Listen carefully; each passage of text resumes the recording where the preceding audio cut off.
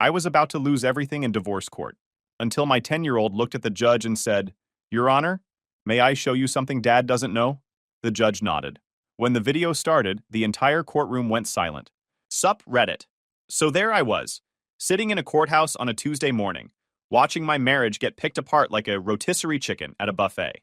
I, 38 male, have been married to Heather, 36 female, for 16 years, have one kid, and up until about 3 hours ago, I thought my life was solid.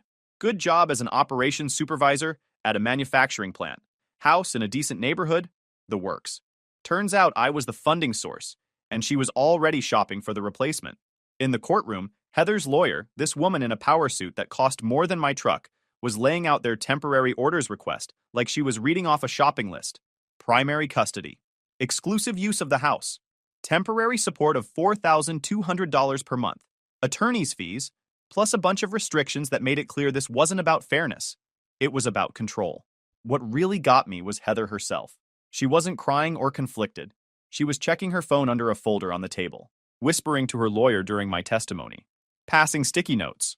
When her lawyer scored a point about my work hours, Heather's foot stopped tapping, and she actually smiled. Not sad, not regretful, relieved. Our daughter Maya sat in the gallery between us, 10 years old, clutching this beat-up stuffed giraffe she's had since she was 3. The bailiff had already handed her a tissue during the opening statements. I still couldn't understand why Heather insisted she be here. What kind of mom makes their kids sit through this? During the first recess, I caught Heather in the hallway near the vending machines. My voice stayed even but firm. "What's this really about, Heather? Last month we were planning Maya's birthday trip. Now you're trying to paint me as some absent father." Her jaw tightened. "Some things can't be explained. You'll understand when this is finished." Before I could push back, her lawyer appeared from the bathroom and pulled her away. I stood there watching them walk off, more certain than ever that something bigger was happening under the surface. Back in the courtroom, I noticed Maya watching her mother, with this look that seemed way too serious for a 10-year-old. When Heather caught her staring, Maya quickly looked away and focused on her giraffe, but something in her expression made me uneasy. My kid looked worried about something bigger than the divorce. Heather's lawyer kept building their case. Emotional unavailability, absent father, workaholic who prioritized career over family. They weren't asking for a custody arrangement. They were asking for control. And Maya. My kid kept looking back and forth between us like she was carrying something heavy that no 10-year-old should have to deal with. I didn't know my kid was about to turn a custody hearing into a crime scene. Sitting there listening to Heather's lawyer turn me into the villain, my brain started replaying the past year. Maybe 8 months back, Heather got distant. Hushed phone calls, separate bedrooms.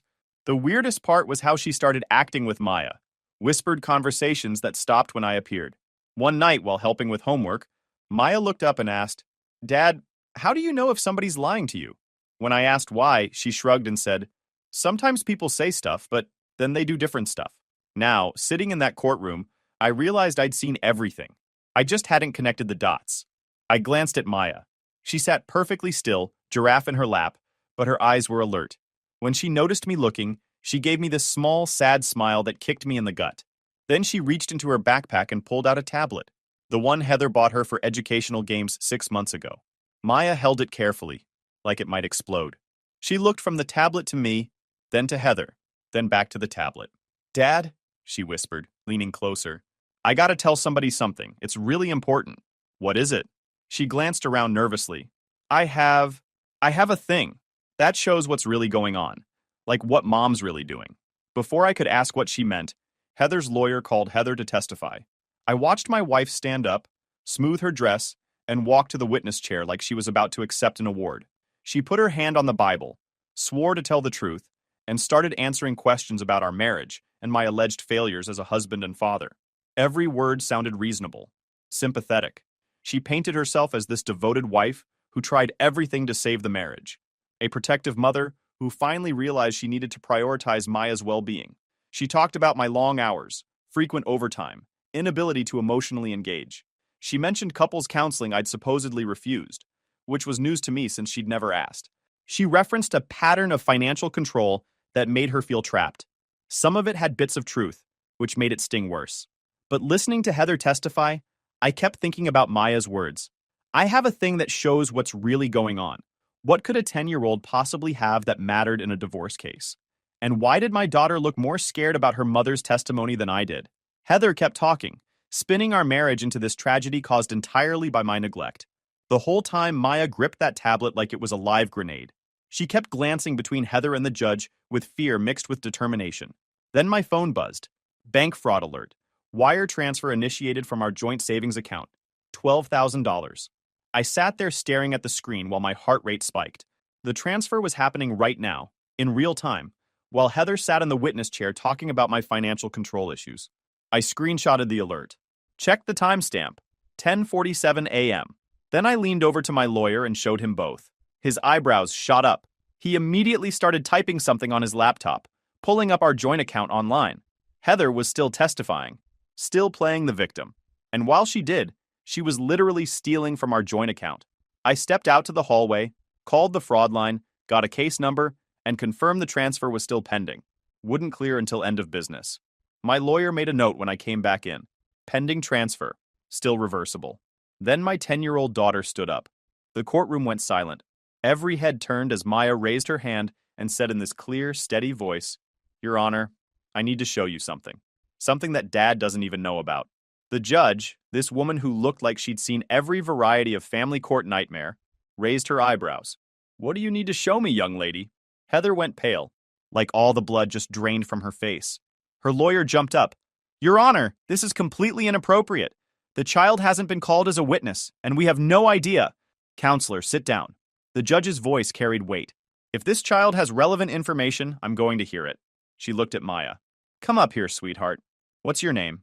"Maya," my daughter said, walking forward with more guts than most adults show in their entire lives. "I'm 10, and I live with my mom and dad. But Mom wants to take me away from Dad. And that's not fair, because Dad didn't do the bad things Mom said. He really didn't." Heather gripped the witness chair armrests so hard her knuckles turned white. "What do you have there?" the judge asked. "It's my tablet. Mom gave it to me for games and learning and stuff, but I figured out how to make videos with it too." Maya's voice stayed steady, but her hands trembled slightly. "I was making videos like a diary thing? Because I felt confused about everything. And sometimes I left it recording when Mom talked on the phone because she sounded weird, like a different voice." The judge leaned forward, but her expression shifted to something more careful. "Maya, I need to ask you something first. Did anyone tell you to record these conversations? An adult?" "No, ma'am. I felt confused and I wanted to understand what was happening." "Did you edit or change any of the recordings?" "No, I don't know how to do that." The judge nodded slowly. "All right. Before we proceed, I'm going to review this evidence in chambers with a court-appointed child advocate present. This is sensitive material involving a minor, and we're going to handle it appropriately." She looked at the court reporter. "Let the record reflect that at 11:03 a.m., the minor child has presented electronic evidence for preliminary review. Court will recess for chambers conference." She turned to Maya. "Sweetheart, you're not in trouble, but I need to look at this carefully with some other adults first to make sure we do this right. Can you wait with the bailiff?" Maya nodded. The judge looked at both lawyers. "Counselor for petitioner, counselor for respondent, you'll both attend. I'm also calling in a guardian ad litem who's in the building. 20-minute recess." As we filed toward chambers, Heather grabbed her lawyer's arm, whispering frantically. The court reporter packed up her equipment to move it. Maya walked next to the bailiff, still clutching that tablet. I caught up to my lawyer outside chambers. "What just happened?" "The judge is being smart. If she just lets a kid testify without proper procedure, Heather's lawyer will argue it was coerced or improperly obtained. This way, everything's documented and above board." He paused. "What's on that tablet better be good, because we're about to find out." In chambers, the atmosphere was different. Less formal, more tense. The guardian ad litem arrived within 10 minutes. A woman in her 50s with a notepad and the tired look of someone who'd seen too many custody battles. The judge looked at Maya, who sat in a chair that was too big for her, still holding her giraffe. "Maya, before we look at anything, I need to ask, did anyone tell you to make these recordings or bring them to court?" Maya shook her head. "No, ma'am. Dad doesn't even know about it. I just wanted somebody to know the true stuff." The judge made a note. "All right. The guardian ad litem is here as your advocate. These recordings will be reviewed for relevance and authenticity. Let's see what we have." Maya tapped the screen. "This one's from when I was trying to make a dance video in my room, and I forgot it was recording. I went to get a snack, and it got Mom on her phone in the hall." She turned the tablet toward the judge. Even from where I sat, I could hear audio starting to play. Heather's voice came through the speaker, but it was Heather in a way I'd never heard her. Cold. Calculating. Of course I don't love him anymore, Trevor. Haven't loved him in years. He's just been convenient, you know? Steady paycheck. Someone to cover the boutique losses while I figured out my exit strategy. The business is bleeding money and he has no clue how bad it actually is. My blood went cold. Who the heck was Trevor? And what boutique losses? The recording continued. The best part is he's so trusting, so blind. Never looks at the books, just transfers money when I ask. I could probably bring you to the house and he'd find a way to rationalize it. Once the divorce goes through and I get the house and alimony, we can stop hiding. Let the boutique collapse. It's not my problem anymore. You'll have your investment back and we're clear. The judge's expression didn't change, but she made several notes. She looked at Heather. Do you recognize that voice? Heather's face had gone from pale to red. That's taken completely out of context. A private conversation? I asked if you recognize the voice. Yes or no? Yes, but thank you. The judge looked at Maya. Is there more? Maya nodded. I have another video, and pictures of texts, and stuff about the doorbell camera. Let's see the video first. The second video showed Heather and a guy I'd never seen before in our kitchen. They were kissing, and it wasn't tentative or new. This was practiced, comfortable. The timestamp showed 2:47 p.m. on a Tuesday afternoon in April. The metadata was visible at the bottom of the screen. The judge paused it. Please note the timestamp for the record. Maya, do you know who this man is? No, ma'am. But his car's been at our house a lot when Dad's at work. A black BMW with a dent in the front. How do you know about his car? 'Cause of the doorbell camera. It goes offline every time the BMW shows up. The judge looked at me. You have a doorbell camera system? Yes, Your Honor. Ring doorbell. I thought the offline issues were Wi-Fi problems. We'll subpoena the access logs. She looked at Maya. You mentioned text messages? Maya swiped to a different folder.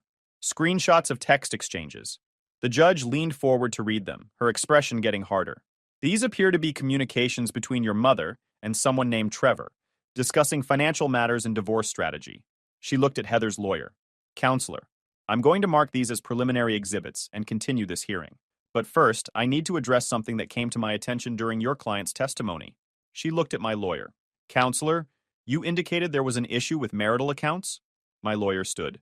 Yes, Your Honor. While Mrs. Heather was testifying about my client's alleged financial control, a wire transfer of $12,000 was initiated from the joint savings account. I have the fraud alert here, timestamped at 10:47 a.m. this morning. The transfer is still pending. The judge's expression went arctic. Show me. My lawyer handed over his laptop showing the bank's website with the pending transfer. I gave him my phone with the screenshot and fraud case number. The judge studied both, then looked at Heather. Did you initiate a wire transfer this morning from your joint account? Heather's lawyer started to speak, but the judge cut her off with a look. Your client can answer, counselor. Heather's voice was barely a whisper. I was moving money to a separate account for protection. Given the circumstances, you initiated an unauthorized transfer of marital funds while sitting in my courtroom testifying about your husband's financial control. The judge's voice could have frozen water. Counselor, I'm issuing an immediate freeze on all joint accounts. I'm also ordering the bank to reverse that transfer. Bailiff, please ensure Mrs. Heather surrenders all debit and credit cards linked to joint accounts before leaving this courthouse. She looked at Maya with something close to sympathy. Young lady, you've been very brave today. What you did took courage. But I need you to promise me something. No more recording. That's not your job. The adults are going to handle this now. Can you promise me that? Maya nodded, tears starting to stream down her face now. Yes, ma'am. I just wanted to help Dad. You did help. You did exactly the right thing. The guardian ad litem will stay with Maya. I need to speak with counsel privately. The guardian ad litem took Maya out to the waiting area. As soon as the door closed, the judge turned to both lawyers. Here's what's going to happen. Counselor, she looked at Heather's lawyer, your client has presented false testimony, initiated financial fraud during court proceedings, and these recordings suggest a pattern of deception and financial misconduct. I'm dismissing the temporary orders request for exclusive use and support pending a full evidentiary hearing. She looked at my lawyer. Counselor, I assume you'll be filing counterclaims? Yes, Your Honor. Emergency custody motion, financial fraud claims, and a request for forensic accounting of Mrs. Heather's business records. File them by tomorrow morning. I'm scheduling an expedited evidentiary hearing for next Tuesday at 9 a.m. In the meantime, I'm granting Mr. Eric temporary emergency custody of Maya, with Mrs. Heather to have supervised visitation only at an approved facility. She paused. And Mrs. Heather, I'm ordering you to produce all financial records related to your boutique business within 72 hours. If you fail to comply, I will issue a bench warrant. Heather's face twisted with something between rage and panic. This is insane. You're taking my daughter based on recordings that could be fake, could be edited. Mrs. Heather, those recordings have metadata. The bank transfer is real. Your own testimony contradicts the evidence. And your daughter, your own child, felt the need to document your behavior because she didn't trust you. That tells me everything I need to know. The judge stood. We're done here. Court will reconvene on Tuesday. As we filed out, Heather turned to Maya with pure rage. You have no idea what you've done. You've destroyed everything. Do you understand that? Everything. The guardian ad litem immediately stepped between them. The judge's voice cut through the room. Mrs. Heather, that's enough. Bailiff, please escort Mrs. Heather from the courthouse. And Mrs. Heather, if you make any further contact with your daughter outside of court-approved supervised visitation, you will be held in contempt and face potential criminal charges. As Heather was led away, still glaring at Maya, I knelt down to my daughter's level. You okay? She nodded, but tears were streaming down her face now. I didn't want to make Mom so mad. I just wanted to help you. You did help. You did exactly the right thing. The guardian ad litem put a hand on my shoulder. I'll be conducting a full evaluation over the next week. I'll need to interview Maya, review the evidence, and make recommendations to the court. But for now, she goes home with you. For the first time since this nightmare started, I felt like I might actually survive it. My lawyer had his legal pad covered in notes when I arrived at his office. Walk me through the boutique finances. Every transfer, every amount. I pulled up my banking app. $2,000 to $3,000 a month for the past 2 years. About $72,000 total. I'd trusted her to manage it since she had the business degree. That Trevor guy from the recording owns Premier Supply Company, multiple LLCs, history of billing disputes. He leaned forward. If your wife's business is failing and she's using your money to prop it up while running a kickback scheme with her supplier, that's fraud on multiple levels. I need every bank statement, every check, every transfer you've got. I keep digital copies of everything. Good. I'm bringing in a forensic accountant. If they're running 2 sets of books like I think they are, we'll find it. When court reconvened the following Tuesday, the atmosphere had completely shifted. Heather sat with a different lawyer. Her original attorney had withdrawn over the weekend, citing irreconcilable differences. The new guy looked overwhelmed and underprepared. The judge came in looking like she'd spent the week reading something that really made her angry. Mrs. Heather, the judge began, I've reviewed the financial records you produced. Or rather, the incomplete financial records you produced. You failed to provide business bank statements for the past 6 months, vendor invoices for the past year, and your business credit card statements. She paused.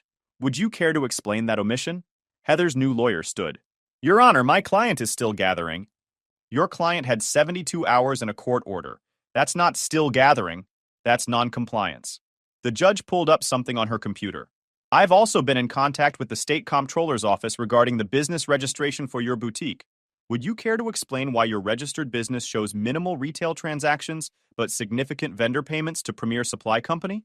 Heather's face went white.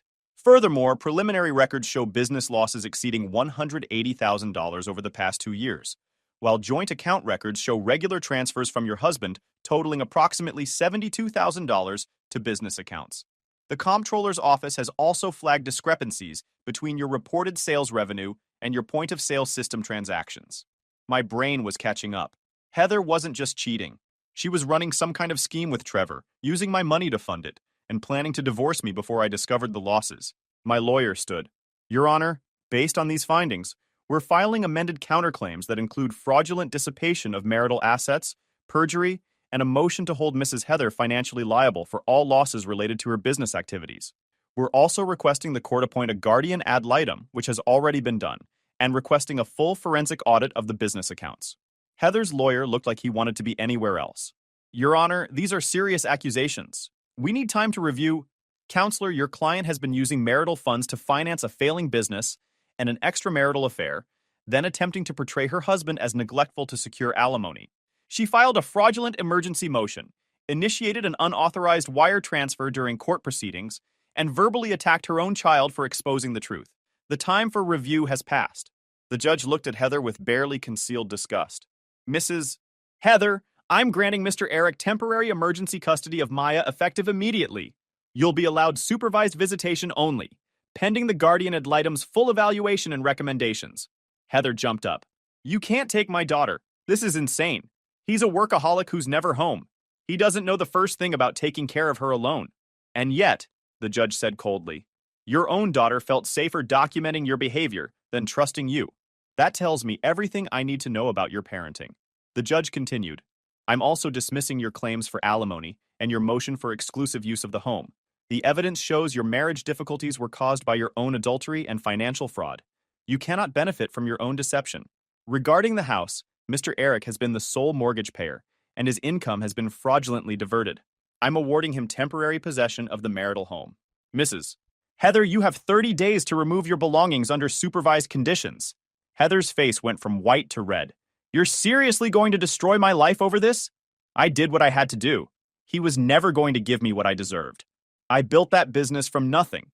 You built it with your husband's money, the judge interrupted. And you destroyed it with fraud. We're done here. Heather turned to Maya, who sat quietly in the gallery with the guardian ad litem. Her voice dropped to something cold and sharp. I hope you're proud of yourself. You just picked his side. Don't expect me to forget that. That's when I stood up. Your Honor, I request Mrs. Heather's visitation be limited to professional supervised settings only. A mother who threatens a child for telling the truth shouldn't have unsupervised access. The judge nodded.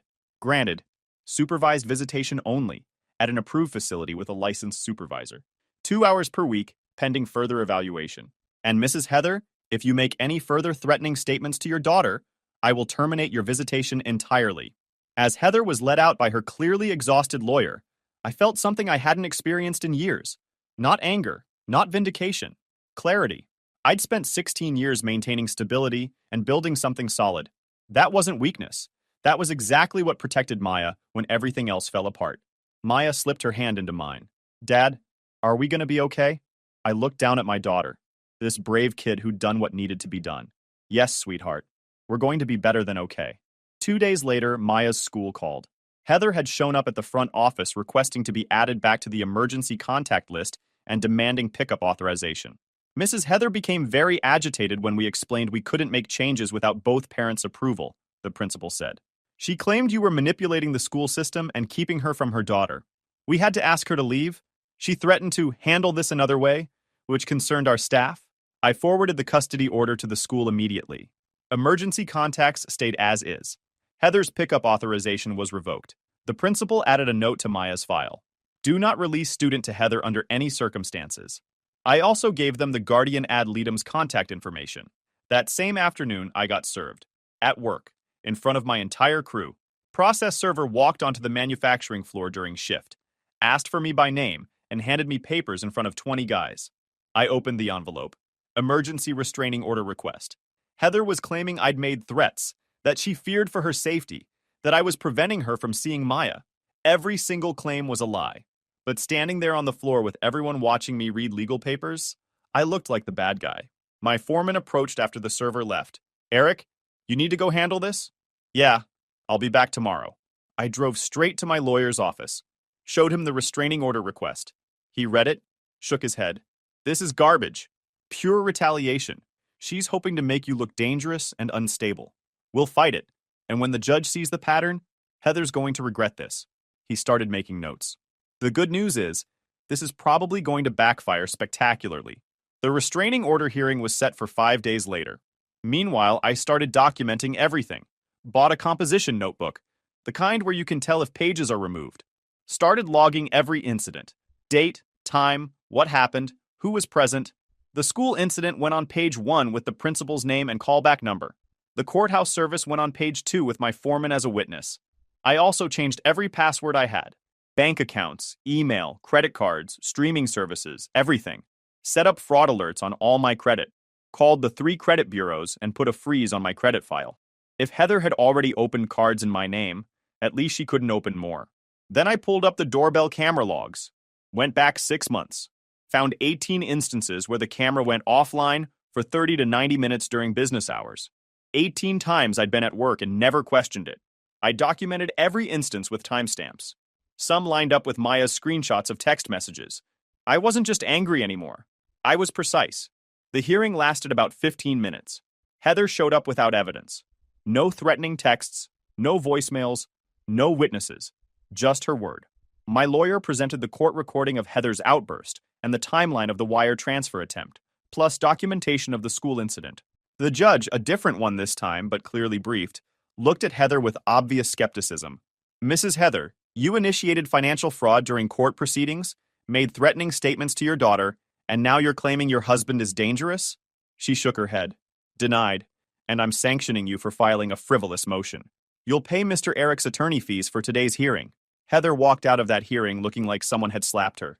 But I knew this wasn't over. The forensic accountant my lawyer hired tore through Heather's business records like a shark through bait.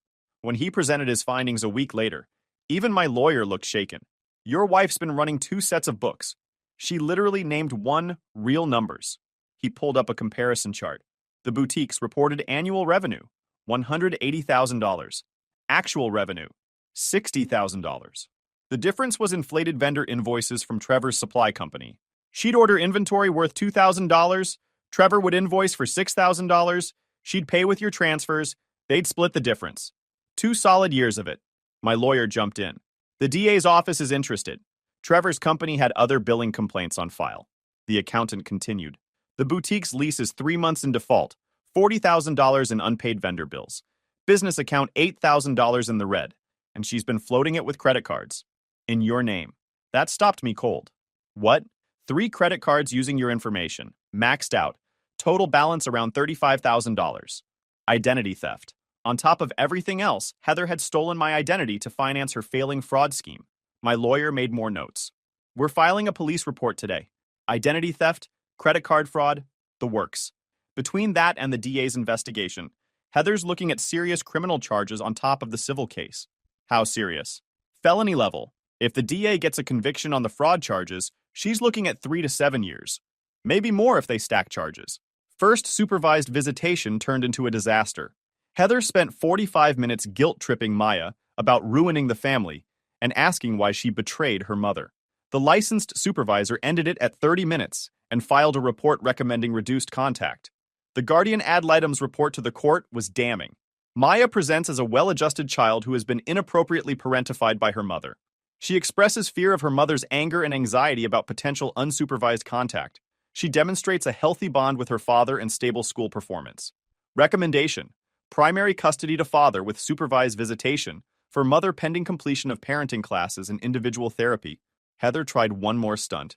During the second supervised visit 2 weeks later, she slipped Maya a phone, a burner smartphone, so we can talk privately without dad controlling everything. The supervisor caught it within 5 minutes. My lawyer filed an emergency motion. The judge suspended all contact for 6 months and ordered Heather to complete a parenting evaluation before any visitation could resume. When Heather stood up in court, screaming about it being unconstitutional and how she had rights, 2 deputies moved in. She shoved one of them trying to get to the gallery where Maya sat. Assault on a peace officer, contempt of court. She spent 2 days in county lockup before someone posted her bail. The DA filed charges: 3 counts of wire fraud, 3 counts of identity theft, filing a false police report, and assault on a peace officer. 8 counts total. Trevor got hit with similar fraud charges. He cooperated with investigators pretty quickly, gave up everything in exchange for a reduced sentence. Turned out he'd run this exact scheme with 2 other women before Heather. The divorce moved forward on a separate track. Heather's second lawyer withdrew after the criminal charges dropped. She tried representing herself, which went about as well as you'd expect. She filed a motion arguing my financial snooping was invasion of privacy. The judge actually laughed and said, "Checking your own joint bank account isn't snooping. It's responsible financial management." She filed another motion claiming the doorbell camera recordings were illegal surveillance. The judge pointed out it was my camera, on my property, recording common areas. Denied. She tried to argue Maya's videos should be excluded as fruit of the poisonous tree. The judge reminded her that there was no poisonous tree. Maya wasn't a government agent and made the recordings on her own volition. Every motion got denied. Every argument got shut down. 6 months after the initial hearing, the divorce finalized. I got primary custody. The house. Everything. Heather forfeited all claims to alimony and property. Court ordered restitution of $82,000 plus my legal fees, about $28,000. Total judgment, $110,000. She declared bankruptcy the next week, but the fraud-based restitution wasn't dischargeable. It'd follow her forever. Heather took a plea deal on the criminal charges. Sentenced to 3 years, 5 years probation after release, permanent felony record. Her lawyer immediately filed an appeal of the sentence, and she was released on appeal bond pending the outcome. Trevor got 7 years because of his prior pattern. The wage garnishment would follow her for life. Her business license got revoked, barred from operating anything similar for 10 years. The boutique space sat empty for about 2 months before a coffee shop took over the lease. Premier Supply Company dissolved after Trevor's conviction. Turns out he'd been running the same scam across 3 states with different business partners. But here's the thing nobody tells you about nuclear revenge. Winning doesn't make you whole. It just stops the bleeding. Maya had nightmares for the first few months. Nothing dramatic, but she'd wake up worried. We dealt with it. New locks, proper security system, therapy for both of us. I renegotiated my schedule. 2 days remote, home for dinner and breakfast every day. Maya joined soccer. I showed up to everything. Her coach said she'd finally come out of her shell. 10 months after everything finalized, I thought we were through the worst of it. Maya was thriving. Work was stable. The house felt like ours. Then Heather showed up at Maya's soccer game uninvited. It was a Saturday in May. Perfect spring day. Maya's soccer team was playing in the finals of their league championship. I was sitting in the bleachers with the other parents, watching Maya defend the goal like she was born to do it, when I saw Heather walk across the parking lot. She looked different, thinner, hair dyed darker, wearing clothes I didn't recognize, but it was definitely her, and she was heading straight for the field. She was out on appeal bond pending her sentencing appeal. Apparently, she'd decided showing up at Maya's game was a good idea, despite the court order explicitly forbidding contact. My first instinct was to intercept her before Maya saw her, but I was too late. Maya spotted her mother during a water break and froze, just stood there holding her water bottle, staring. Heather walked right up to the fence, didn't go through the check-in table where all parents were supposed to sign in, didn't ask permission, just showed up like she had every right to be there. "Maya!" she called out, loud enough that half the parents turned to look. "Sweetheart, it's Mommy!" Maya didn't move, just kept staring with this blank expression that broke my heart. One of her teammates put a hand on her shoulder. I climbed down from the bleachers fast. By the time I reached the fence, Heather was reaching for the gate latch. "Heather, you need to leave. You're violating the court order." She turned to me with this smile that didn't reach her eyes. "I'm just here to watch my daughter's game. That's not a crime." Actually, it is. The order says no contact, no observation, no presence at her activities. This is all 3. You need to leave now. Her smile twisted into something uglier. Always so rigid, always hiding behind your little rules. I'm her mother. I have every right to be here. Other parents were watching now. A few looked uncomfortable. Most looked confused. Maya's coach jogged over, clearly trying to figure out what was happening. "Is everything okay here?" the coach asked. "No," I said, keeping my voice level. "This woman is violating a court order. I'm calling the police." I pulled out my phone and dialed 911, gave them the address, explained there was a violation of a no-contact order in progress at a youth sporting event. Heather saw me on the phone and raised her voice, playing to the crowd. "This man took my daughter away from me, used lies and manipulation to turn everyone against me, and now he won't even let me watch her play soccer." One of the moms I'd talked to before, whose daughter was on Maya's team, stepped forward. "You need to leave. Now." Heather turned on her. "You don't know anything about our family. Your daughter looks terrified. Look at her." Heather looked. Maya stood in the middle of the field, frozen, while her teammates formed a protective circle around her. Her face showed no emotion, just blank shock. 2 patrol cars pulled into the parking lot within 5 minutes.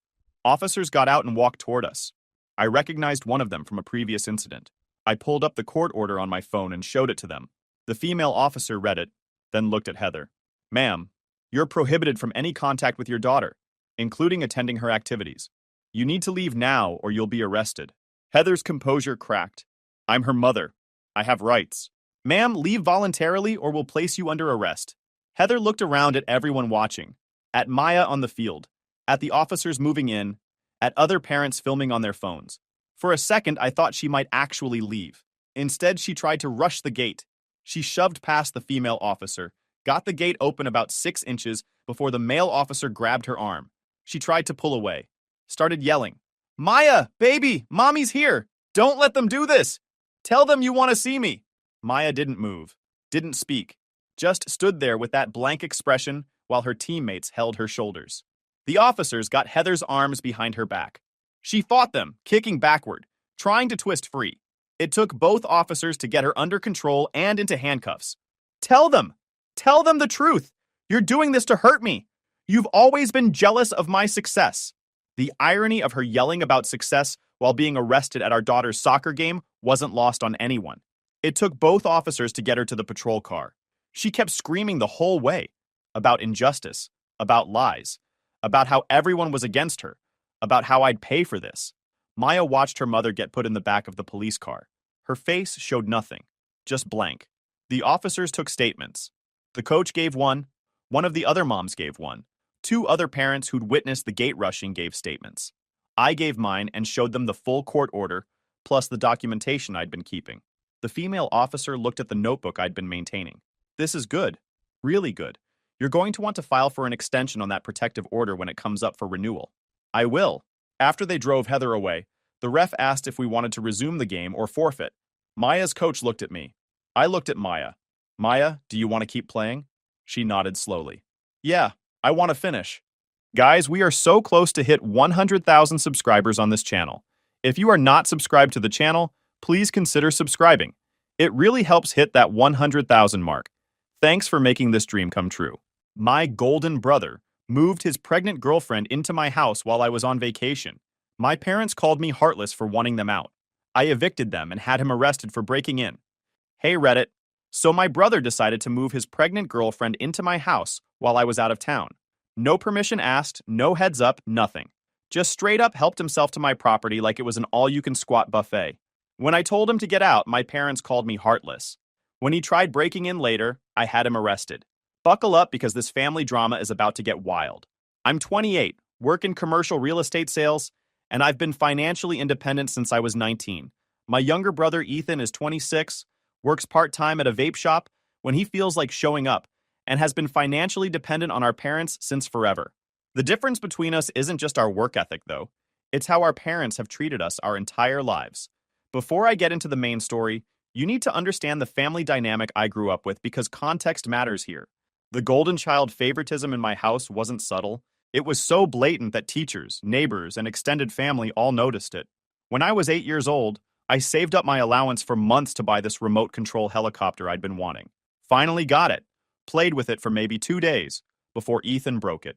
He was 5, grabbed it off my desk, and crashed it into the garage door. Thing shattered.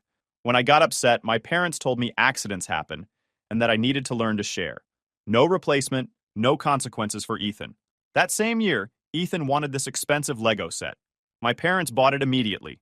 When he lost half the pieces within a week, they bought him another one. Different rules for different kids.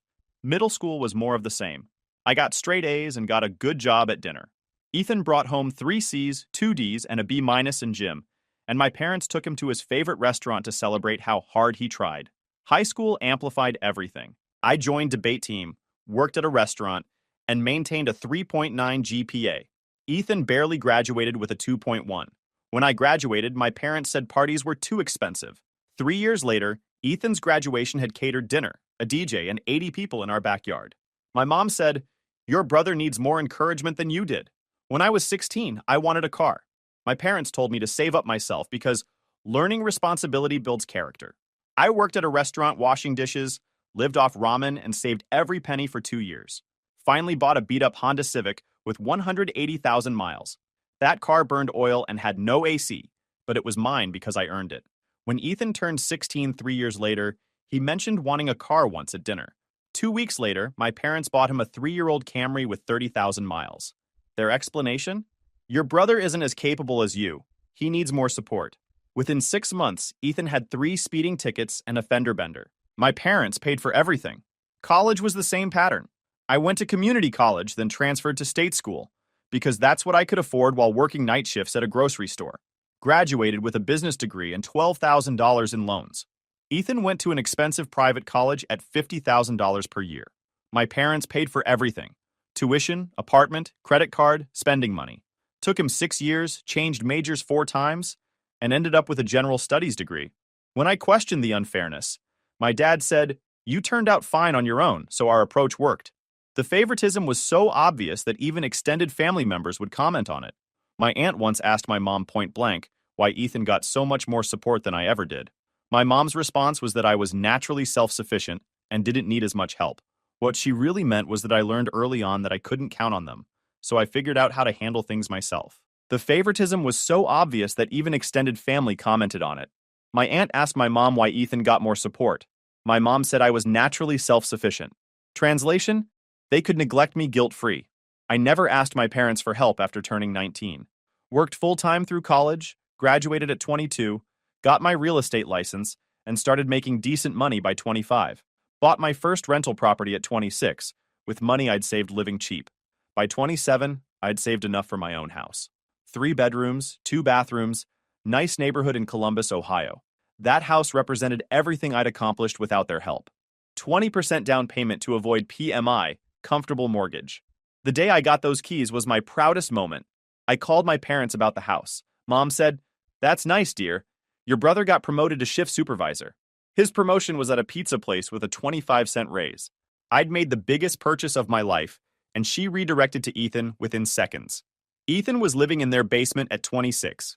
Never paid rent, never had a lease in his name, never budgeted for utilities. My parents covered everything while he worked 20 hours weekly at a vape shop. They'd complain he'd never move out while doing his laundry and handing him money. I kept my distance. Showed up for major holidays out of obligation. Otherwise lived my own life. Built my career, invested in properties, had my own friends. Created a life I was proud of separate from them. 6 months ago, Ethan started dating Jess. She was 24, worked at a salon doing nails. Met her twice, seemed nice. Then after 3 months of dating, Ethan announced she was pregnant. When Ethan announced the pregnancy at dinner, my parents were thrilled. Absolutely over the moon. My mom started crying happy tears and hugging Jess. My dad shook Ethan's hand like he'd won the Nobel Prize.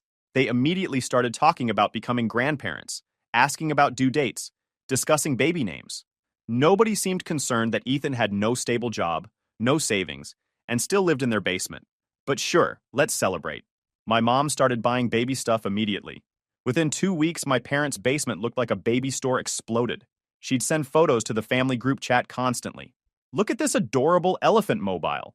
Or isn't this bassinet precious? Meanwhile, I'm thinking about who's actually going to pay for this kid's life. My dad started planning to convert part of the basement into a nursery. Started researching childcare costs and insurance plans. They were basically preparing to raise this kid themselves because Ethan and Jess clearly weren't equipped. I stayed out of it. Not my business.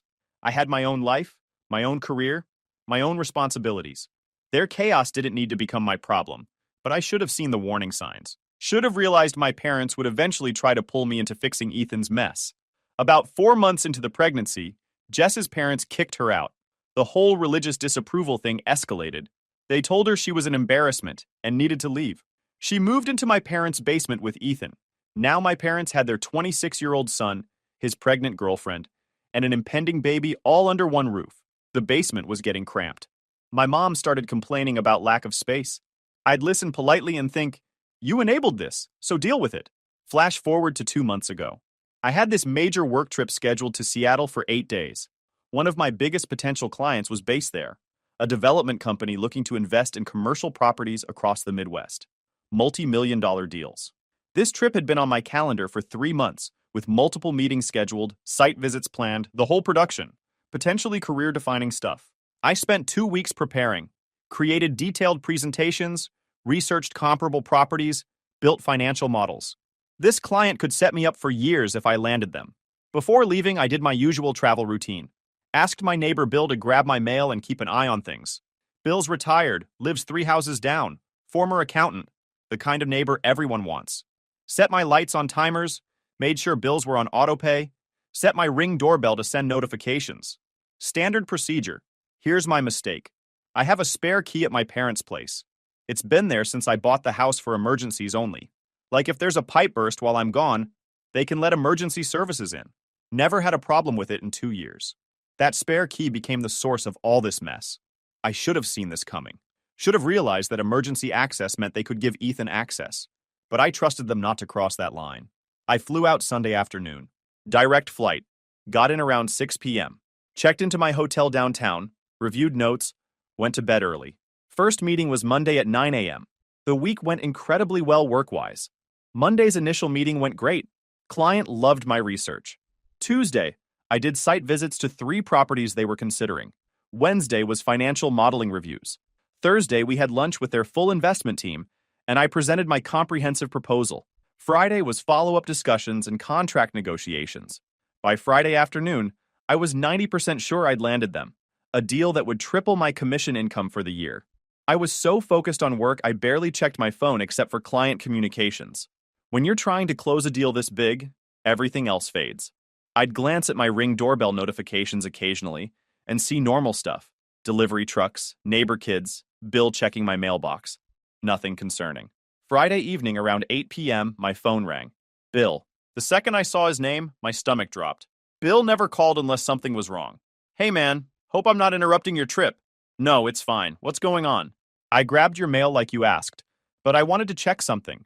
There are cars in your driveway, parked there, and I've seen people going in and out of your house the last few days. Figured maybe you had family staying there and forgot to mention it? My brain completely stopped. People. In my house. Going in and out.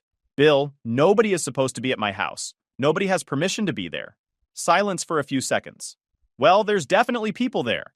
I saw a young couple unloading stuff from a U-Haul on Tuesday. Moving boxes, furniture, all kinds of things. I almost came over to say hi, but then figured I should check with you first. Tuesday. They'd moved in Tuesday. I'd been gone since Sunday. Within 48 hours of me leaving, someone moved into my house. Can you see them right now? Are they there? Let me look. I heard Bill walking, probably to his front window. Yeah, there's a car in your driveway. Lights are on in your house. Looks like someone's home. I opened my Ring doorbell app right there in the hotel lobby, where I'd stopped to take this call. Started scrolling through the notifications I'd been ignoring all week. Tuesday at 11:47 a.m., my front door opens. The video shows it clear as day. There's Ethan, big smile on his face, spare key in his hand like he owned the place. Behind him is Jess, visibly pregnant in a maternity top, carrying shopping bags. Both of them acting like this was completely normal. I scrolled through more videos, my anger building with each new clip. 11:52 a.m. Ethan's making another trip with a box labeled kitchen stuff. 12:15 p.m. Jess is carrying in what looks like clothes on hangers. 12:43 p.m. Both of them dragging in a mattress. 1:30 p.m. Ethan's coming back with more boxes. 2:15 p.m. They're unloading what appears to be baby furniture from the U-Haul. This wasn't them stopping by or checking on the house. This was a full coordinated move. They'd rented a U-Haul, packed up their stuff, and moved into my house like they'd planned this for weeks. The level of premeditation made it so much worse. I told Bill I'd call him back and hung up. Stood there in that hotel lobby, feeling like I'd been punched in the gut. All week I'd been working my tail off, closing this huge deal, building my career, and meanwhile my brother was stealing my house. Not borrowing it, not asking to stay there temporarily. Stealing it. My hands were shaking when I called Ethan. It rang 4 times before he answered all casual, like nothing was wrong. Hey bro, what's up? How's Seattle? What's up? What's up? Why are you in my house? He didn't even hesitate. Didn't apologize or sound caught. Just launched into his explanation like it was the most reasonable thing in the world. Oh yeah, meant to text you about that. Things got crazy over here. Jess's parents kicked her out last week. The whole religious thing really escalated. They told her she was an embarrassment to the family and that she needed to leave immediately. It was pretty brutal, man. She was crying. They wouldn't even let her take half her stuff. Just threw her out. Super messed up situation. Okay, and how does that lead to you being in my house? Well, Mom and Dad's basement is getting really crowded with all the baby stuff. There's barely room to walk down there anymore, and Jess has been stressed, which isn't good for the baby. The doctor said she needs to avoid stress as much as possible. So we figured we'd crash at your place for a bit since you travel for work so much. You weren't using the space anyway. It's actually perfect timing because you're gone and we needed somewhere quiet. Plus, your place is bigger than Mom and Dad's basement, and Jess can actually set up the nursery properly. Win-win situation, right? I took a deep breath. Tried to stay calm even though I wanted to reach through the phone and shake some sense into him. Ethan, that's my house. You can't just move into someone's house without permission. Did it occur to you to maybe call me and ask first?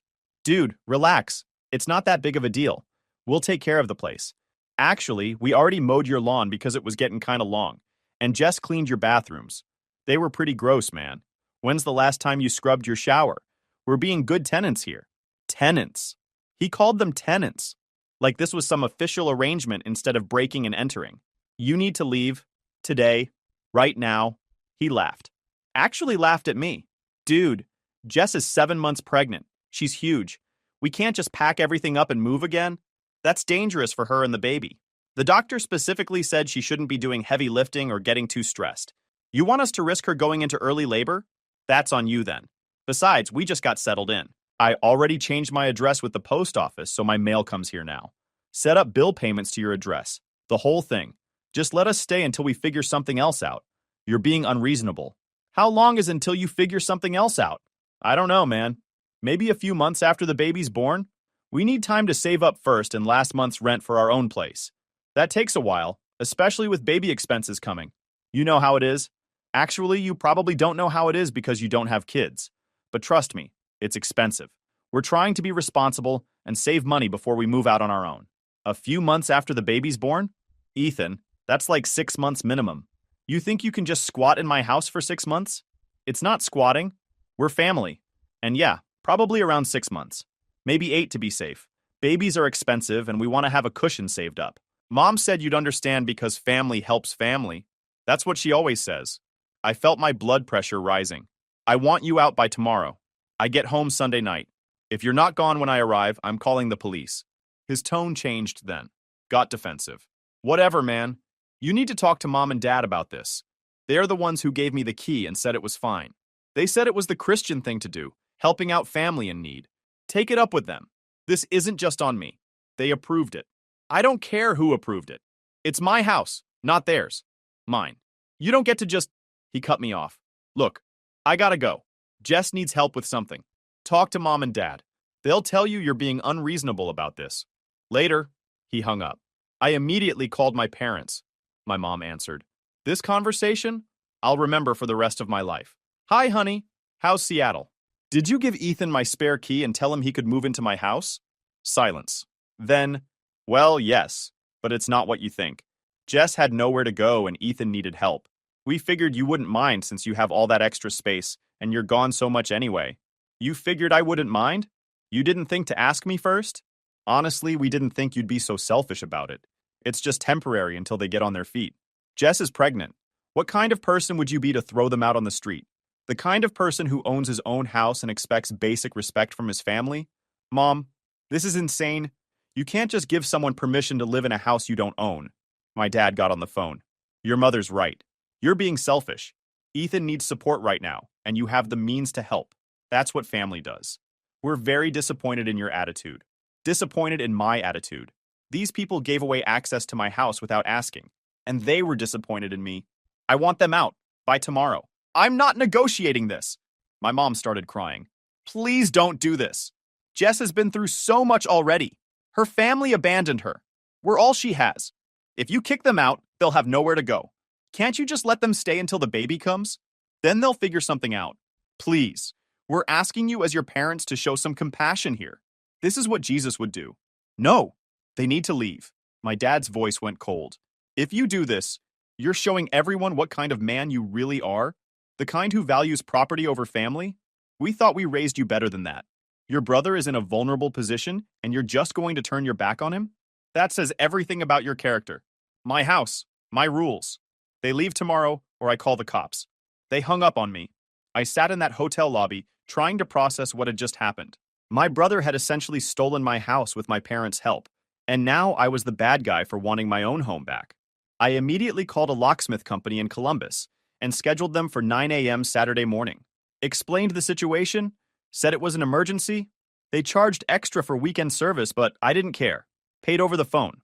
Then I called Ethan back and left a voicemail since he didn't answer. Told him a locksmith would be there at 9 a.m. to change all the locks. Told him if he wasn't gone by then, anything left inside would be placed on the curb, and he could sort through it there. Then I called Bill back. Asked if he could be present during the lock change to witness everything. Bill agreed immediately. Said he'd take photos and videos of the whole process just in case things got messy. Good man. Next, I booked an early flight home for Saturday morning instead of Sunday evening. If they were going to play games, I wanted to be there in person to make sure my house wasn't trashed on their way out. Changed my flight online, packed my bags that night, barely slept. Ethan called me back around midnight. You're seriously going to change the locks? Where are we supposed to go? Not my problem. You created this situation. Figure it out. Jess is pregnant. She can't be moving heavy boxes and sleeping on someone's couch. Have some humanity. I have plenty of humanity. What I don't have is patience for people who steal my house. You never asked permission. You just took what you wanted because that's what you've always done. Mom and Dad have enabled you your whole life. That ends now. I'm not them. This is unbelievable. You know what? Fine. We'll leave. But don't come crying to us when you need family support someday. Don't expect to be part of this kid's life. Don't expect invites to holidays. You're choosing property over your own nephew or niece. Hope it's worth it. It's my house, not property. My house. And yeah, it's absolutely worth keeping people out who don't respect basic boundaries. He hung up again. My phone started blowing up immediately. Texts from my mom, my dad, even my aunt who somehow heard about this within minutes. All of them calling me heartless, selfish, cruel. My mom sent me a paragraph about how Jess was sobbing uncontrollably, and Ethan was so stressed that it wasn't healthy for the baby. How could I do this to them?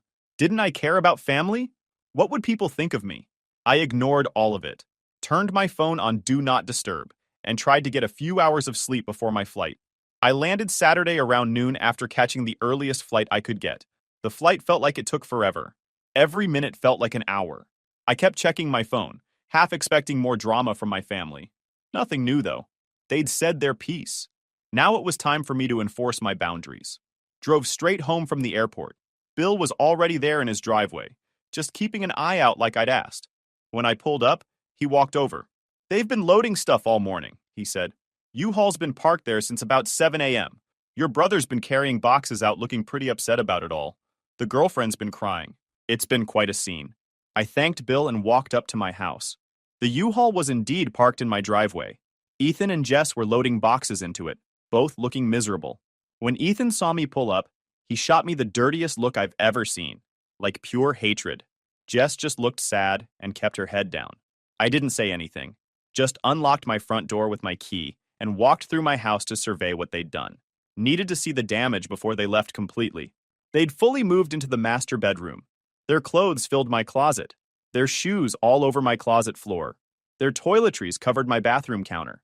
Makeup, hair products, electric toothbrushes, all their personal stuff just everywhere like they owned the place. My bedroom smelled different, like someone else's perfume and deodorant. The bed had different sheets on it than the ones I'd left. They'd actually changed my sheets to their own. The second bedroom was partially set up as a nursery. Crib assembled in the corner. Changing table against the wall. Baby clothes hung up in the closet. A rocking chair by the window. They'd put up these nursery decals on the wall of little animals and clouds. Stick-on decorations that would probably leave residue when removed. They'd really committed to making this their space. The kitchen had their food everywhere. Different brands than I usually buy. Generic cereal instead of the name brand I prefer. Their milk in the fridge. Their condiments in the door. Coffee creamer I'd never buy. Snacks I've never seen before. It wasn't just that they'd added their stuff. They'd rearranged my stuff to make room for theirs. My spices were pushed to the back. My coffee mugs relocated to a different cabinet. The living room had their furniture mixed in with mine. This ugly brown couch that didn't match anything. Their TV stand with their PlayStation hooked up to my TV. Their blankets draped over my furniture. Picture frames of them sitting on my end tables. This wasn't them crashing for a few days. This was a full-scale takeover, with zero intention of leaving anytime soon. I stood in my living room, in my house that I'd worked so hard for, looking at someone else's life planted in the middle of it. The disrespect was breathtaking. They'd just moved in and made themselves at home like my years of work meant nothing. I walked through every room taking mental inventory. The bathroom had water damage around the tub from where they'd clearly overfilled it. The kitchen had a burn mark on the counter where someone had set down a hot pan. Minor damage, but still my property being damaged by people who had no right to be here. It took them about 4 hours to get everything loaded up and out. I watched from the kitchen window, making sure they didn't take anything that belonged to me. Had to stay vigilant because at this point I didn't trust them not to grab my stuff out of spite. Ethan kept shooting me looks through the window, probably hoping I'd come out and apologize or change my mind. Wasn't happening. Jess cried while loading boxes. I felt bad for her situation. She was pregnant and dealing with this mess, but not bad enough to let them stay. Being pregnant doesn't give you the right to steal someone's house. Around 4 p.m., Ethan knocked on the door one last time. I opened it, but didn't invite him in. Stood in the doorway blocking his view of my house. "We're done. Happy now? I'll be happy when you're gone and my locks are changed." "You know what?" Mom was right about you. You've always been cold. Always thought you were better than everyone because you didn't need help. This just proves it. You're not family. You're just someone we happen to be related to. Don't ever contact us again. Don't ask about the baby. Don't show up at holidays. We're done with you. If respecting boundaries makes me cold, then yeah, I'm cold. Don't ever take my stuff without asking again. And I mean never. Next time there will be no warning, just police. They left. I waited until they were completely out of my driveway and down the street before I let myself relax even a little bit. Then I did a full walkthrough of my house again, this time really looking at everything. They'd left it relatively clean, surprisingly. A few scuffs on the walls where they'd moved furniture, but nothing major. The nursery room was completely bare now, which honestly was the saddest part. That room had potential for so many things, but they'd turned it into a reminder of family dysfunction. I spent the rest of the weekend deep cleaning everything. Changed my sheets, scrubbed the bathroom, scrubbed that burn mark off the counter, reorganized my kitchen exactly how I had it before. Needed to reclaim my space completely. It felt violated, having someone else living in it without permission. Every surface they'd touched needed to be cleaned. Took down those nursery decals.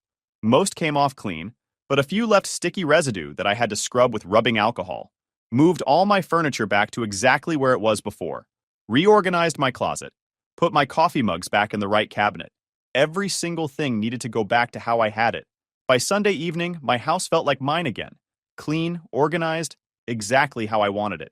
But I still felt on edge. Like they might come back anytime. Monday morning, the locksmith came right at 9 a.m. as scheduled. Changed everything. Front door, back door, garage door. New keys, new deadbolts, new locks on everything. That spare key my parents had was now completely useless. Cost me $400, but worth every penny for peace of mind. I stood there watching the locksmith work, feeling this sense of relief wash over me. They couldn't get back in now. Even if they tried. Even if my parents gave them the old key again, it wouldn't work. My house was secure. My parents called that afternoon. My dad went off immediately before I could even say hello. The locks? Really? You changed the locks like we're criminals? Like we can't be trusted? You gave my spare key to someone without permission. What did you expect? That I'd just let you keep access after you violated my trust like that? We expected you to act like family. We expected you to have some compassion for your brother's situation. Instead, you threw your pregnant sister-in-law out on the street like she was trash. What kind of man does that? Stop calling her my sister-in-law. They've been dating for 6 months. And I didn't throw anyone out on the street. They moved into my house without asking. Huge difference. One is me defending my property. The other would be me being cruel. Learn the distinction. My mom got on the phone. She was crying. Again with the crying. Ethan and Jess are staying with us now. Our basement isn't set up for a baby. This is so stressful for everyone. The baby could come any day now, and we don't have room for all of them. If you could just let them stay in your house until they find something affordable, it would solve everything. You're there alone in that big house. They'd be helping you with utilities and everything. It's a win-win. No. The answer is no. This conversation is over. Fine. Don't expect us to be there for you when you need help someday. Don't expect birthday calls or Christmas cards. You've made your choice and we're making ours. I've never expected anything from you anyway. I learned that lesson a long time ago. I hung up. Blocked my parents' numbers for a while because I couldn't deal with the constant guilt tripping. Blocked Ethan too. Blocked my aunt's number when she started sending me guilt trip texts too. Needed complete space from all of them to process this and move on. 3 weeks went by. Quiet weeks. I worked, came home, enjoyed my house in peace, didn't hear from any family. Started thinking maybe this was the new normal. Then, one night around 10 p.m., I'm watching TV and hear someone trying to unlock my back door. Not knocking. Actively trying to use a key. My heart started pounding. I grabbed my phone and pulled up my Ring camera app. There's Ethan on my back porch, trying to jam the old spare key into the new lock. He's turning it, jiggling it, trying to force it, getting more aggressive with each failed attempt. Then he pulls the key out, examines it like maybe he grabbed the wrong one, tries again. Still doesn't work. He starts swearing under his breath. I can see his face on the camera, frustrated and determined. Then he tries the windows, starts at the window closest to the door, pulls on it, locked, moves to the next one, locked, goes down the line checking every single window on the back of my house. At one point, he tries to pry one open with his hands. When that doesn't work, he looks around my back porch like he's searching for something to use as leverage. This isn't someone trying to talk. This is someone trying to break in. I called 911. There's someone trying to break into my house right now. The dispatcher kept me on the phone. Are they still there? Can you describe them? It's my brother. He moved into my house without permission 3 weeks ago. I evicted him and changed the locks. Now he's back trying to get in. Stay inside and away from the doors and windows. Officers are on their way. I watched through the app. Ethan moved to the side of the house now, checking those windows. Then he came around to the front door. Tried the old key again. Same result. Key doesn't fit the new lock. He started banging on the door with his fist. I know you're in there. Open up. We need to talk. I didn't respond. Just kept watching through the camera and waiting for the police. My hands were shaking, but I stayed quiet. He banged harder. Come on, man. Just let me in. We need to figure this out. Jess just had the baby and we need help. Open the door. Still didn't respond. He tried the doorbell multiple times, then went back to banging. At one point, he kicked the door. I made sure the ring recorded all of it. 2 officers showed up within 8 minutes. I watched them pull up, get out of their patrol car, approach Ethan on my porch. He was still banging on my door when they walked up behind him. Sir, step away from the door. Ethan jumped, spun around. Oh, thank God you're here. My brother locked me out. I need to get my stuff. Is this your residence? No, but it's my brother's house. I'm family. I was staying here and he locked me out while I was gone. That's illegal, right? He can't just lock me out. Do you have permission to be here tonight? I shouldn't need permission. He's my brother. I was living here. Does the homeowner want you here right now? Ethan hesitated. Look, we had a disagreement, but I just need to talk to him. If you could just get him to open the door. The officers walked up to my door. I opened it. Are you the homeowner? Yes, that's my brother. He moved into my house without permission 3 weeks ago while I was out of town. I had to evict him. Changed all the locks. Now he's back trying to break in. I've got video of everything on my Ring camera. One officer looked at Ethan. Sir, is what he's saying true? Did you move in without permission? Ethan's face changed. That's not... Look, it's complicated. He's my brother. Family doesn't need permission. And I didn't break in, I used a key. A key that doesn't work anymore because I changed the locks, I said. I've got footage of him trying to force windows open. Do you want him arrested? I looked at Ethan. He was staring at me with this mixture of anger and disbelief, like he couldn't believe I'd actually do this. Like being family meant he could do whatever he wanted and face 0 consequences. Yes, I want him arrested. The officer nodded. Sir, turn around and place your hands behind your back. You're under arrest for attempted breaking and entering. Ethan's face went red. Are you serious right now? He's my brother. This is family business. You can't arrest me for trying to get into my brother's house. You don't have permission to be here. You attempted to gain entry to a residence that's not yours. That's attempted breaking and entering. Turn around. This is insane. My girlfriend just had a baby. We need help and he's doing this? What kind of person arrests their own brother? The officer reached for his cuffs. Sir, turn around now, or you'll also be charged with resisting. Ethan finally turned around. They cuffed him right there on my front porch.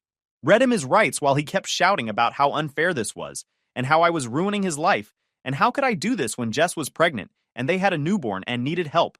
The officers weren't interested in the drama. They just did their job.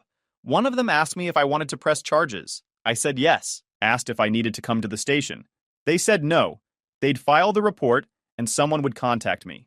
As they walked Ethan to the patrol car, he turned back to me. You're dead to me. You hear me? Dead. Don't ever contact me again.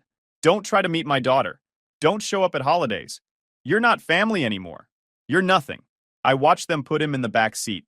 Watched the patrol car drive away with him inside. Stood on my porch in the night air for a few minutes, processing what just happened. Bill came over to give a statement. Told the police about the original unauthorized move-in. Confirmed he'd witnessed tonight's break-in attempt. Made the case airtight. My parents found out within hours. Mom called from a different number. Hysterical. Ethan is in jail. They set his bail at $5,000. We had to pay a bondsman. You had your own brother arrested. He tried to break into my house.